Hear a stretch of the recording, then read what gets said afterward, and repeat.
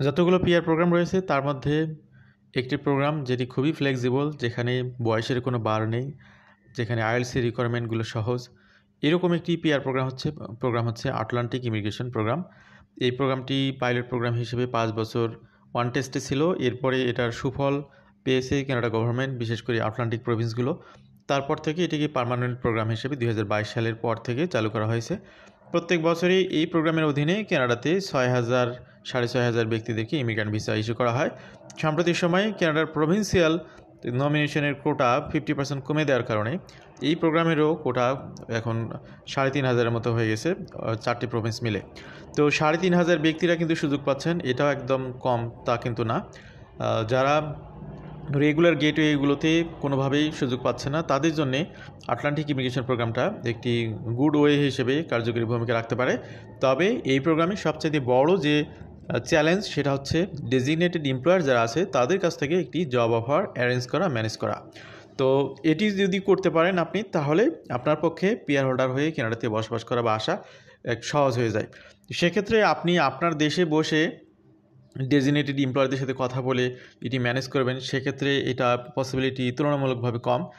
আমরা ইউজুয়ালি পরামর্শ দিই, কেউ যদি ভিজিট ভিসায় আসতে পারেন কানাডাতে, এসে আপনি ওয়ার্ক পারমিটে কনভার্ট হতে পারবেন না বর্তমান রুলস অনুযায়ী, সেক্ষেত্রে আপনি সরাসরি আটলান্টিক প্রভিন্সগুলোতে একটু ঘুরে ফিরে ডেজিগনেটেড এমপ্লয়ারদের খুঁজে বের করে আপনার রিলেটেড জব যারা দিচ্ছে তাদেরকে কোনোভাবে ম্যানেজ যদি করতে পারেন, তাহলে আপনি অ্যাপ্লাইটা আটলান্টিক ইমিগ্রেশন প্রোগ্রামের অ্যাপ্লাইটার ক্ষেত্রে আপনার কোনো সমস্যা হবে না।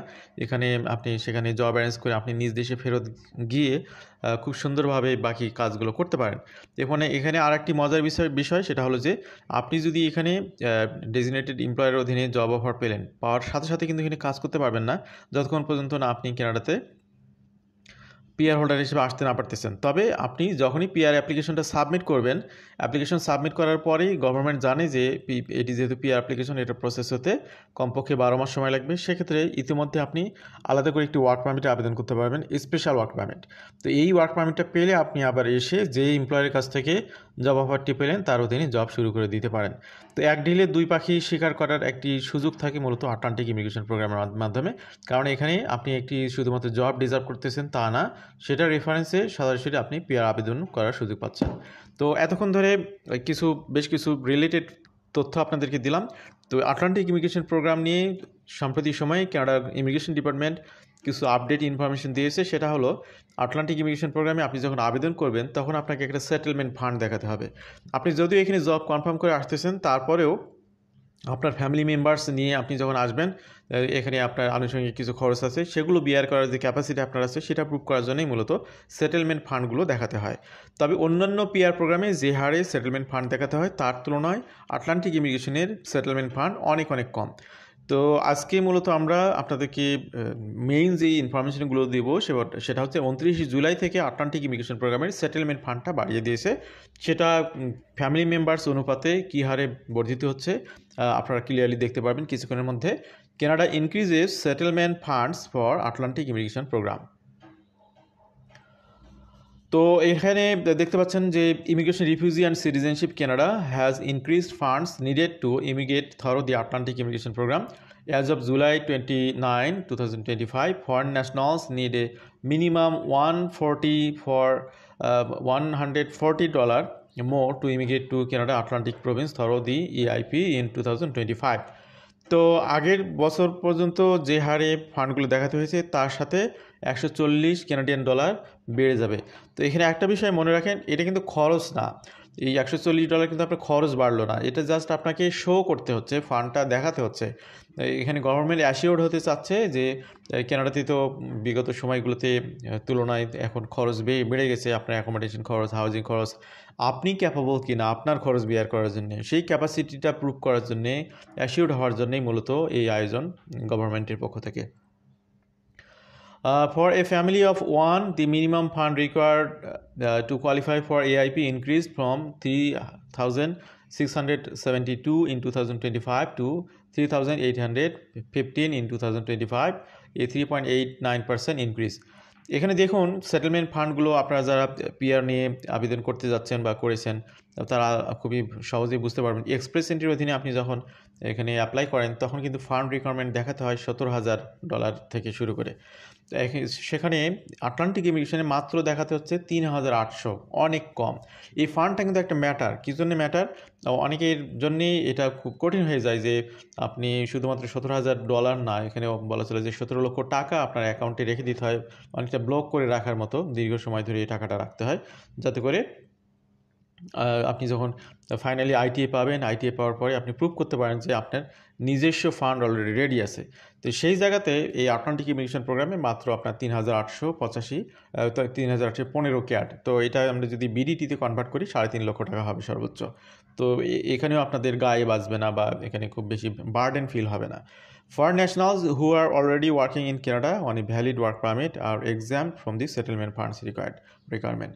তো যারা হচ্ছে অলরেডি কানাডাতে আছেন, বিশেষ করে স্টুডেন্ট ভাই বোন যারা আছেন, আজকের আলোচনা যারা শুনছেন, আমাদের চ্যানেলে প্রচুর ভাই বোন আছে যারা কানাডা থেকে যুক্ত থাকেন, এবং আমাদের হোয়াটসঅ্যাপ গ্রুপে অনেক ভাই বোনরা আছেন যারা কানাডা থেকে যুক্ত। তো আমি তাদেরকে বলবো, তারা যদি আমাদের আজকের আলোচনা শুনে থাকে, আপনারা যদি পিআর প্রোগ্রামের জন্য নিজেদেরকে কোয়ালিফাইড হিসেবে গড়ে তুলতে না পারেন, বিশেষ করে অনেক ধরনের প্রবলেমের মধ্যে আছেন, অনেকে আমাদেরকে ফোন দেন, শেয়ার করেন যে এখানে জবের মধ্যে আছেন কিন্তু সেটা মানসম্মত না।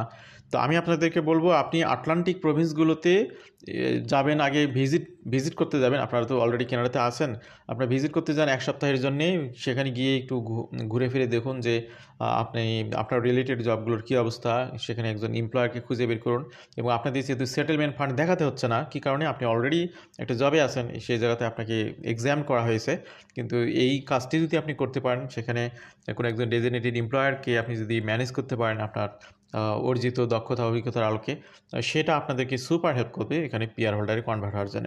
এবং আরেকটা কথা বলে রাখি, সেটা হচ্ছে আটলান্টিক প্রভিন্সগুলোতে বিশেষ ইনস্টিটিউশনে যারা পড়াশোনা করতে আসে, তাদের কিন্তু অটোমেটিক্যালি এখানে কোয়ালিফাই হয় যে তারা এই প্রোগ্রামে সুযোগ পাবে, তাদেরকে সুযোগ দেওয়া হয়। বিশেষ করে আমি যদি বলি তাহলে নিউ ফাউন্ডল্যান্ড ল্যাবরেটরি মেমোরিয়াল ইউনিভার্সিটিতে কেউ যদি পড়াশোনা করে 2 বছরের কোর্সে, তাহলে তাদেরকে এখানে অটোমেটিক্যালি এই প্রোগ্রামে কোয়ালিফাই করার মানে তাকে পিআরের সুযোগ দিচ্ছে তা না, মানে এলিজিবিলিটি হয়ে যাচ্ছে তাদের। How much money do I need to immigrate to Canada through Atlantic immigration program? তো এখানে দেখতে পাচ্ছেন আপনারা আগের রিকোয়ারমেন্ট এবং বর্তমান রিকোয়ারমেন্ট। একজন ব্যক্তি যদি আবেদন করেন, আগে ছিল 3,672, এখন এটা হয়ে গেছে 3,815।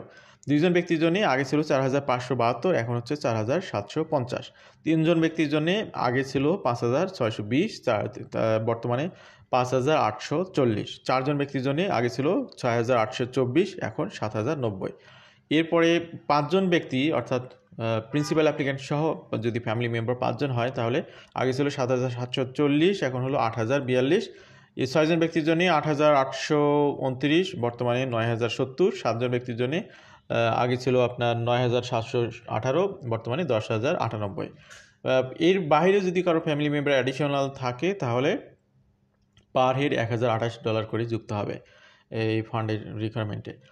How do I calculate family size? Family সাইজটা যুক্ত হবে আপনি, যিনি অ্যাপ্লিক্যান্ট তিনি, অর্থাৎ আপনি হতে পারেন, আপনার স্পাউস হতে পারে।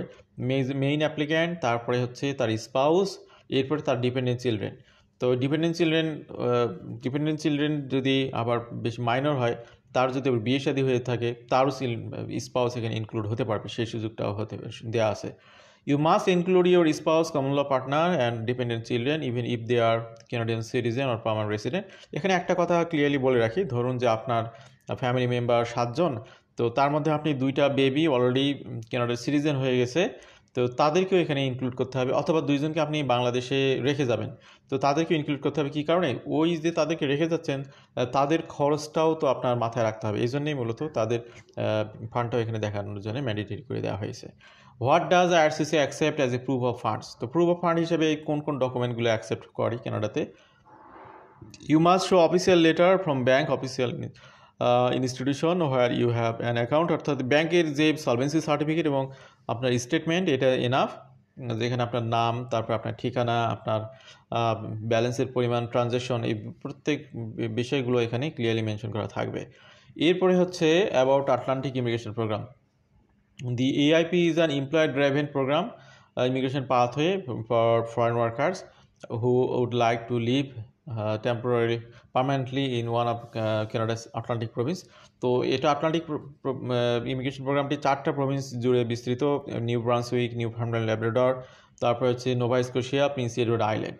তো এই প্রভিন্সগুলোতে আপনারা এই প্রোগ্রামের জন্য সুযোগ নিতে পারেন বা চেষ্টা করতে পারেন। To be eligible, a foreign national need a job offer from designated employer in Atlantic Canada. তো এই 4টি প্রভিন্স থেকে যারা এই প্রোগ্রামের জন্য ডেজিগনেটেড, তাদের কাছ থেকে আপনাকে জব অফার নিতে হবে। এরপরে জব অফার পাওয়ার পরে আপনাকে সেটা ইনডোর্স করতে হবে প্রভিন্স থেকে।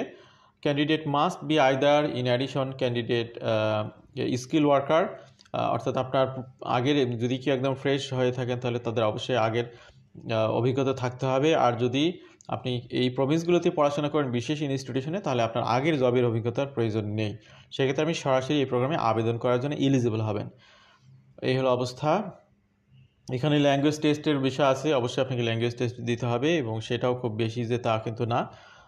Once an eligible candidate has an endorsed job offer in hand, they can apply directly to the federal government for PR. Candidates who have applied to the AIP can also apply for a special work permit that can be issued for up to 2 years, providing them with work authorization while their PR application is being processed. তো আজকের আলোচনা আমরা ইতি টানবো।